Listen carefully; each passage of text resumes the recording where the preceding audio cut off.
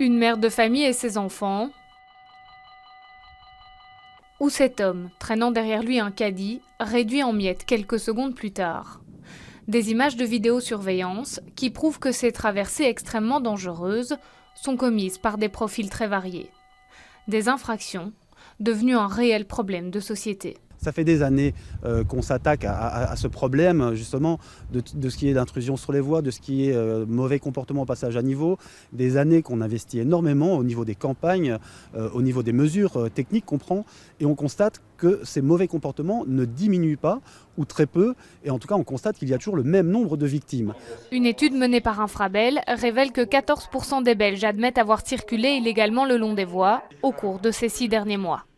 Un public conscient du danger et face auquel la prévention n'a plus d'effet.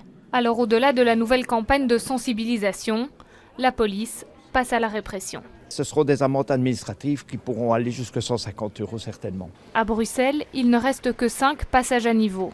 Les comportements dangereux concernent surtout des trépasseurs, comme Infrabel les appelle. Des personnes qui se promènent le long des voies. À Bruxelles, beaucoup trop de personnes se promènent sur les voies ou le long des voies et ça a un impact direct pour le trafic voyageur puisque un train sur 3 qui circule en Belgique passe par Bruxelles et lorsque ça se passe, lorsque des jeunes, principalement des jeunes, se promènent le long des voies, effectivement, ça a un impact sur toute la Belgique. Depuis le début de l'année 2019, le trafic de la jonction Nord-Midi a dû être interrompu 14 fois suite à la présence de personnes le long des voies, ce qui a déjà provoqué 83 heures de retard sur le réseau.